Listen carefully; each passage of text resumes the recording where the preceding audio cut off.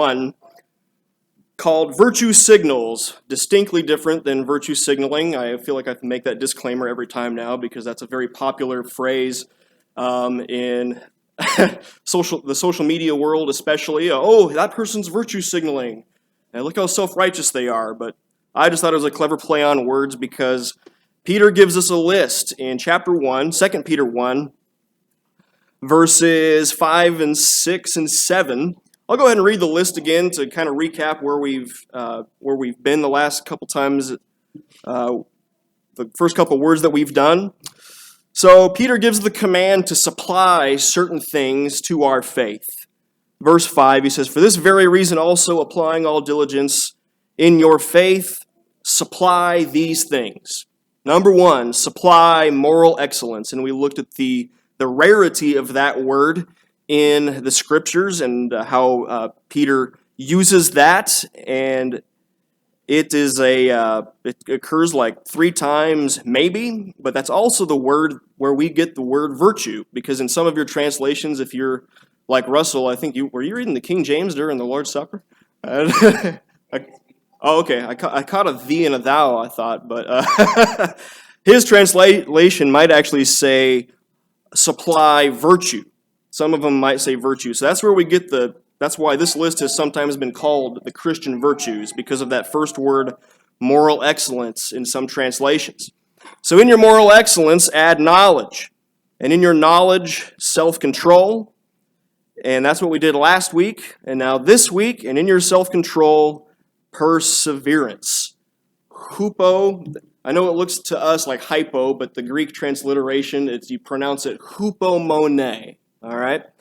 And this word occurs a lot in the New Testament. More than moral excellence, more than self-control. It is a very prevalent theme of the New Testament writers, and the Old, for sure. So the definition, I always like to start off with a good definition of terms, is, according to Bauer, Danker, Art, and Gingrich, that's just, get used to us preachers using that resource, we just call it BDAG for short. It's kind of the golden standard of Christian dictionaries, right? And they say that it is the capacity to hold out or bear up in the face of difficulty. It is translated as patience in other verses, but every time you see patience and perseverance in the scriptures, it could be a different Greek word. They're both very prevalent. It's also translated as endurance or fortitude or steadfastness, and of course here, perseverance. One scholar says, yes, it is true that perseverance is closely related to patience in Scripture, but there is a difference in many cases. He says that patience and perseverance are sometimes close in meaning, but more often, patience is the ability to deal with frustrations or aggravations in an even-tempered way. So it's more about your temperament when you face it, whereas the word that Peter chose here, hupomone, designates longevity, okay, the ability over time to deal with it in a steadfast way. So it's not just how you respond in the moment. This word has more to do with how you live consistently and how you engage troubles over your whole life. It's a very lifetime-oriented thing, Christianity is, right? It's been said that Christianity is not a sprint, it is a marathon. Braxton didn't know I was going to pick on him this morning. During Bible study last week, Braxton and I were sitting in the living room, and I said, how's track going? And you told me you like to sprint, Braxton. Why? Because marathon, you have to run a lot, right? You don't get to just stop at the 40 yards. You don't get to just stop at the 100 yards. You got to keep going. And that's kind of what life is. That's what Christianity is once you start. And so this morning I want to look at some perseverance principles. The tricky part with this sermon was, what do I leave out? Because this word is everywhere, 209 times in the New Testament. I had to really resist the urge to just make a string sermon of, that reminds me of this verse, which reminds me of this verse, which reminds me of this verse. I mean, sometimes you hear sermons like that. I try to avoid that technique. So I've tried to boil it down to 3 big principles concerning perseverance. And they're really easy. Hope you can memorize this. Number one, you have to understand it. And there's the verses that you can write down if you're a note taker. But in 2 Peter, there's a reason that he says you need to add perseverance to your repertoire, because the only other time you see it in Peter's letter is in chapter 3, and it's in verse 4, when he is talking about the false prophets, the false teachers that have come into the congregation or that are going to come, and what they are going to say, what they're going to do. And I'll just start reading in 2 Peter chapter 3, verse 3. He says, "Know this first of all, that in the last days mockers will come with their mocking, following after their own lusts, and saying, 'Where is the promise of his coming?'" Okay, so one of the biggest things they're going to try to disparage is Jesus is not coming back. All right, the Lord has just put us here, if there even is a God, and life is just going to be as it has always been, right? Nothing is going to change. You're never going to be held accountable. Where's the promise of his coming? For ever since the fathers fell asleep, ever since Genesis, right, all continues just as it was from the beginning of creation. And that word for continues is our word perseverance. They're using it in the opposite sense. They're saying the world will persevere as it is forever, right? Nothing's going to change. God has forgotten us, if there even is a God. And it says, when they maintain this, it escapes their notice that by the word of God, the heavens existed long ago, and the earth was formed out of water and by water. See, he's saying these guys don't get it. They don't understand how God thinks. They don't understand God's timing. So we need to understand how God sees it. How does God see it? Look at verse 8. He says, "Don't let this one fact escape your notice, beloved, that with the Lord 1 day is like 1,000 years, and 1,000 years like 1 day." See, that's how God sees time. That's how God interprets or tells us to understand perseverance. If we see it how God sees it, then we see outside of our limited time on earth and understand that basically this life is just a blip on the radar of eternity, is it not? I mean, a grain of sand in the Sahara Desert, that's not even, that pales in comparison to how long this life is in the scheme of eternity. And that God is right there in the details with us, even when it seems hard, even when it seems like he has forgotten his promises. God wants us to add this to our faith so that we might gain his perspective, meaning that the long haul really is not that long if you think about it. Moses said in Psalm 90, if you're a strong, healthy person, you might get close to 100 years. Maybe. And even that's if the best of the circumstances go right for you. And so he's just saying it seems long because we're bound by flesh, we're bound by time, but in the grand scheme of things, that's how we should think in terms of perseverance, because the world is trying to say, stop persevering, because the world perseveres, right? So that's the first thing we need to understand about it, is that God has a whole different idea for us this is what it means to persevere, right? But while we're here in the flesh, we need to understand the second thing, why do we need it while we're in the flesh? Hebrews 10:35 and 36, the Hebrew writer there says, "Therefore don't throw away your confidence." He's talking to people that are on the cusp of giving up their faith to go back to Moses. It's easier to have a checklist. It's easier to live the way that that's just how they've thought for hundreds of years. And they're on the cusp of giving it up because people are laughing at them. He says, you haven't even persevered to the point of shedding blood, right? Like, you're not actually dying for your faith. Your neighbor just might not like what you have to say about the Lord, right? That's what the Hebrews, these guys were going through. And he says, don't give that up, because you'll have a great reward, for you have need of endurance, so that when you have done the will of God, you may receive what was promised.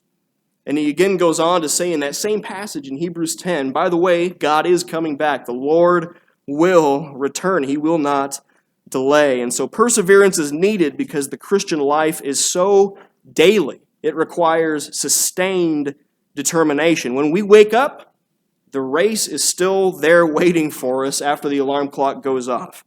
And I believe that's why, on occasion, Jesus made some very hard statements at key points in his ministry. We don't like to talk about this side of Jesus, but there were times, like in Luke 14, He had large crowds following him, just droves of people.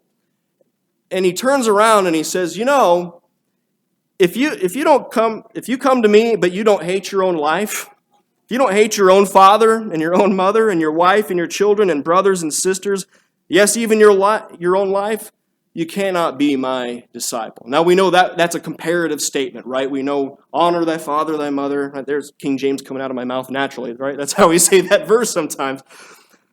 He means comparatively, and he says, whoever does not carry his own cross and come after me, he cannot be my disciple. Jesus says, I know there are people in this crowd. You're not going to be in it for the long haul. I know you're not going to persevere. So let me just tell you up front, this is a daily thing. This isn't a follow Jesus around in the wilderness and I'll make bread once in a while sort of thing. This is a lifestyle. This is a game changer. Are you ready for that? Are you going to persevere with me, or are you just playing with the idea of faith in me? In John 6, he gives us the lesson of, come eat of me, I am the bread of life. He who eats of me will never hunger. And that was a hard statement to listen to. And it says that after that discourse of him saying that, the people said, this is a hard statement. Who can listen to this? And it says, therefore, many of his disciples stopped following him. Jesus said, there's some hard teachings in Christianity. It's got to be about me. You got to give certain things up for me, right? You can't just, the world will swallow you, right? Are you ready for that? Or would you prefer the daily grind of the bread that perishes? That was hard for some people. So we have to understand the need for it. We have to understand God's perspective. And also, though, the most encouraging part of this one is we got to understand that we're not alone in it, right? We have each other. We have examples of perseverance given us through Scripture. Hebrews 11. It's been called the Hall of Faith. I don't have it up on the screen. But you can go back to Hebrews and read remember the fathers who have died? The false teachers are saying since the beginning of creation, even since the fathers fell asleep, he's talking about these guys. Abraham, Isaac, Jacob, even some of the judges. Samson was in the Hall of Faith, and they did great things in spite of great adversity. 2 Timothy 3, 10 through 15. Feel free to read this one along with me if you'd like.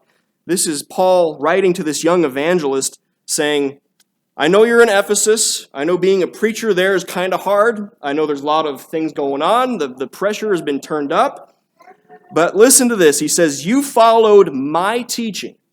Timothy, you have followed me, the Apostle Paul's teaching, and my conduct, and my faith, and my patience, and my love, and my perseverance, and persecutions and sufferings such as happened to me.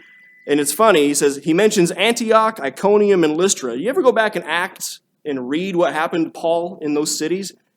In Lystra, he was stoned to death, and they thought he was just done. And the next day, Paul wakes up and goes right back into that city and does it again.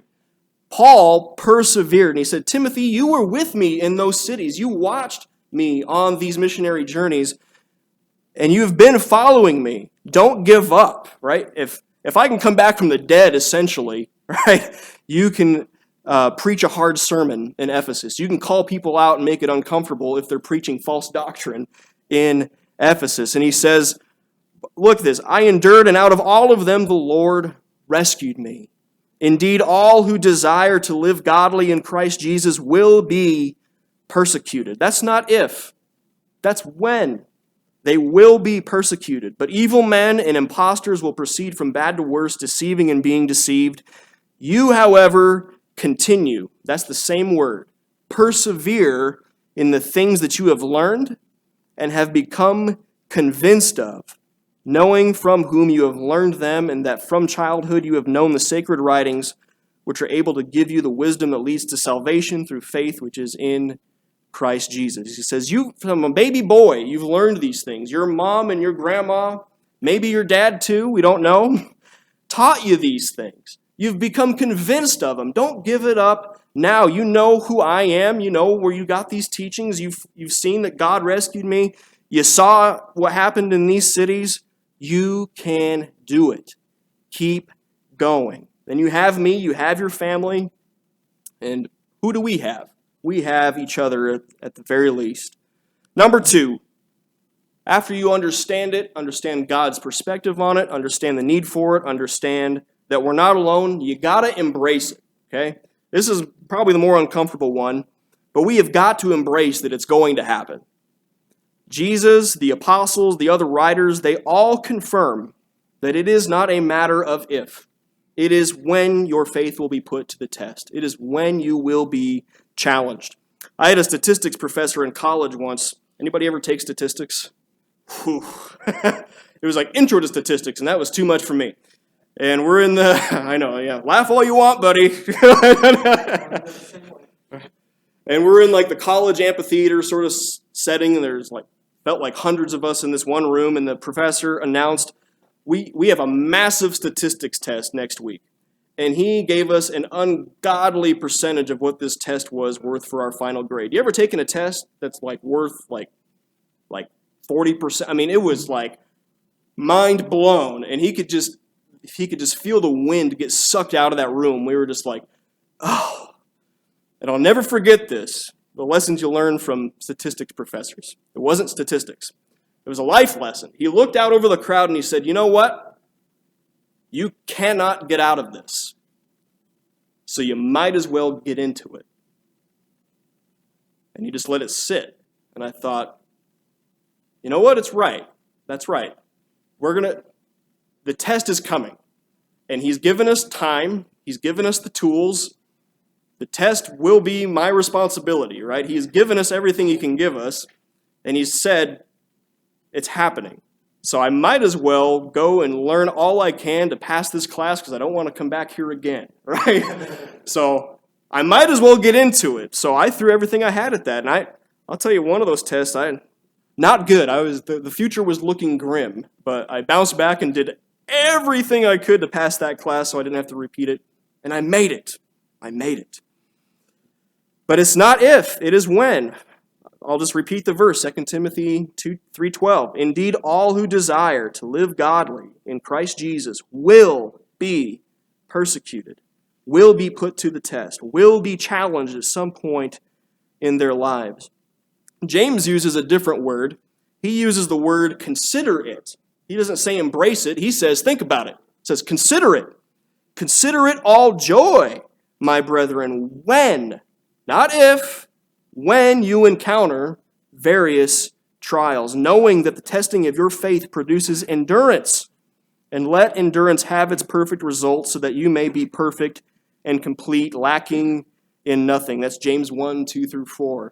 So this passage confounds the world, I think, more than the average Bible verse. Because how on earth are you supposed to find joy in trials? Well, James says they complete you. These trials will make you a whole person. When he says you will be made complete, that's the Greek word or when he says you will be perfect, that's the Greek word for complete. You're going to gain experience. You're going to have something that you didn't have before. He says don't shortchange the process by acting defeated when you meet resistance, because the scriptures tell us that it is the tension in our lives. It's the things that are rubbing us against the grain. That is the epicenter of God's activity in our lives. You know how I can prove that? What are you praying for right now? Exactly. You are praying about the very thing that's in your life that is causing tension.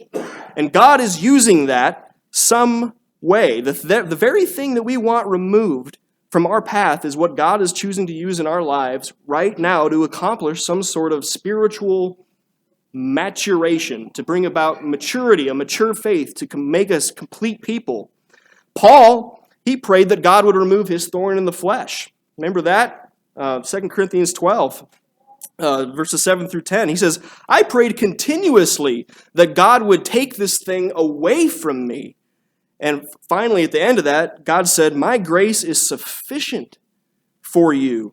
And Paul finally admits in verse 10, well, okay then, therefore, if it's not going to be taken away from me, I'm well content then with weaknesses, with insults, distresses, persecutions, and difficulties for Christ's sake, for when I am weak, then I am strong. And that sounds like a paradoxical thing. When I am weak, then I am strong. But God's saying, you need to take the focus off these troubles and look at me. Paul, if you're going to make it, man. I have big plans for you, right? You're my guy. But you've seen too much. You've seen too many revelations. You're getting a big head. I had to humble you, right? He's just saying, Paul, you're going to make it. You're going to make it. Whatever you're going through probably has your undivided attention, and that's okay. It's exercising your faith, whether you realize it or not. It's making you stronger, and there's joy in that. There is completion in that. You know, it's been said the philosophy in weightlifting, Russell, you can correct me after the sermon if you want. I've heard it said as far as weightlifting goes, that if you want to gain strength, then you lift a lot of weight a short amount of time. But if you want to gain endurance, you lift those little 2-pound dumbbells continuously, right? And that, I don't know, maybe I'm wrong on that. But it's going to show you what you're made of. You're learning things about yourself that you would not have discovered without that trial. With your true character, what you're really made of is being revealed through this fire. That's what Peter said in 1 Peter. And Paul said it again in Romans 5, verse 4. He says that tribulations, watch the string, tribulations bring perseverance, and perseverance brings about proven character. Your character is being proven because right now, if you're going through a trial, you have the opportunity to say, this is what I'm made of, and this is who I am in Christ, and this is not going to get the better of me in the long term. A faith not tested is a faith uncertain. Does that make sense? A faith that is not tested is a faith that is not certain. When circumstances deteriorate, then artificial, counterfeit, and what's in it for me faith will deteriorate right along with it. That makes sense? I caution particularly young women on this a lot, like at youth rallies. You've heard the phrase, I'm looking for my knight in shining armor, right? You ever, like maybe Disney's kind of popularized that or whatever, but it's kind of a cultural phrase now for young women. Oh, I'm just waiting for my knight in shining armor. And I always, when I hear that phrase, I say, you sure you want a knight in shining armor? If a knight's armor is shiny, what does that mean about that knight? That's brand new armor. That is fresh out of the, silversmithing, blacksmithing store, right? That guy has not been to battle yet.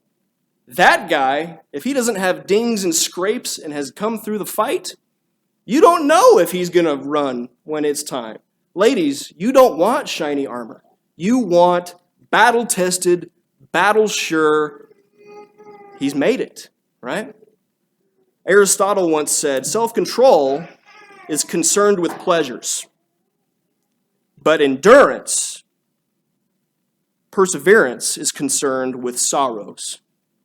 For the man who can endure and put up with hardships, he is the real example of endurance.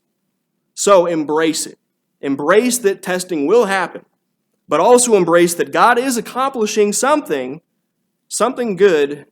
And at the very least, your faith is getting stronger. He's bringing you to completion in some way, even if you cannot see it. Number 3 this morning. After we understand it, the need for it, we understand that it's going to happen. Just got to finish it. Simple as that. All right? 3-point sermon. There it is. But Jesus told his disciples on numerous occasions and in many contexts, by your perseverance, you will gain your lives. He says that in so many verses. And it is the one who has persevered to the end who will be saved. That's pretty simple.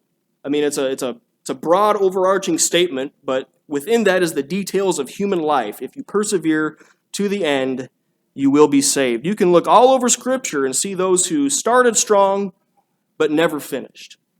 And you can look also all over in Scripture and find those that even though they struggled, like we all do, they finished well. The night Jesus was crucified, Peter denied him 3 times. But now we've got a couple letters from the guy, and he became an elder and a great pillar of the church and traveled and brought many souls to Christ. He just needed a little bit of time to get through that struggle, that mental block that he had with Christ in the kingdom. And he didn't want to die in that way, but then he realized, you know what? Just like Paul said, for me to live is Christ, to die is gain. One of the saddest things that I've learned in ministry, I'm going to try not to name drop, but you'll probably be able to place me in history when I tell you this. So I'll just say, when I was at Cheyenne, there was a widow there that I would visit regularly. And you never really saw her outside of a Sunday morning. And I just did the best I could to encourage her. Her husband had died while I was there in Cheyenne. So I was trying to give her some extra encouragement. And one day I'm sitting in the living room and we're just chatting. And she says, I know you don't see a lot of me these days, but I want you to know there was a day I really served the Lord. And I thought, okay, what do you mean? She's, we used to be there every time the doors were open. We did everything. We made all the food. We did all the events every time. And you know what? We just kind of got to a point we knew we had put in our time, so we backed off. And I thought, that's kind of sad because I never got to sit with you at potluck and hear those stories. I don't know how funny you are. I don't know, I never got to encourage you on a bad day, outside of these walls. You never got to encourage me. There was like that Christian relationship dynamic that was missing because they stopped years before. And it just kind of reminded me, there's a Bible story, right, about, I've done all these things and now I'm just going to rest and relax. I'll leave you with a war analogy here. It's interesting. During World War II, the Royal Air Force psychologists, they all got together and they observed that pilots made the most mistakes as they flew their planes in for a landing on returning to their base from hazardous raids. So that means when they're out fighting, they're aces. They were doing amazing things. They were defending their country. They were sharp. But then they said, well, every time they come in to land at the air base, they would get all wobbly and some of them would crash. And they got together, they formed a committee. Why is this happening? And they said the cause, said the analysts, was an almost irresistible tendency to relax. It's that they were in the fight, giving it all they had to stay sharp and stay with it, that as soon as that tension was over, they would just kind of coast in and they would make mistakes and crash. And that's actually what killed a lot of pilots during World War II, which is fascinating. I'll leave you with Luke 14:28. That's Jesus' I call it the count the cost section. And he says, "For which one of you, when he wants to build a tower, does not first sit down and calculate the cost to see if he has enough to complete it? Otherwise, when he has laid a foundation and is not able to finish, all who observe it begin to ridicule him, saying, 'This man began to build, and he was not able to finish.'" And if you follow the rest of that account out, he also talks about a king who is considering going into battle, and he says, what king would not sit down first to see if his force could overtake his opponent's force? It's one thing to start, but it's a whole other thing to finish well. So keep going. So understand, number one, understand perseverance. How does God see time? How does he see our circumstances? And why would he want us to adopt his view about eternity? Why do we need it? And understand that you're not alone. You do have a support system. Number two is embrace it. Count on it happening. You will be tested. And embrace God's role in bringing you through it to a complete person. Let it prove your character.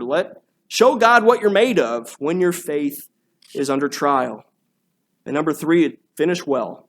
Don't relax in your faith and crash on the landing. Would be the saddest of all. That's the lesson this morning. I hope you are encouraged by the need for perseverance. Know why that Peter has commanded that of us, to add that to our faith. You see that they're kind of building on one another. I heard a rumor that you guys didn't think I was going to keep finishing this series. I promise we're going to do the whole list, all right? So whether it's my turn or Drew's turn, it's on my mind. We are going to finish. Got to finish well, right?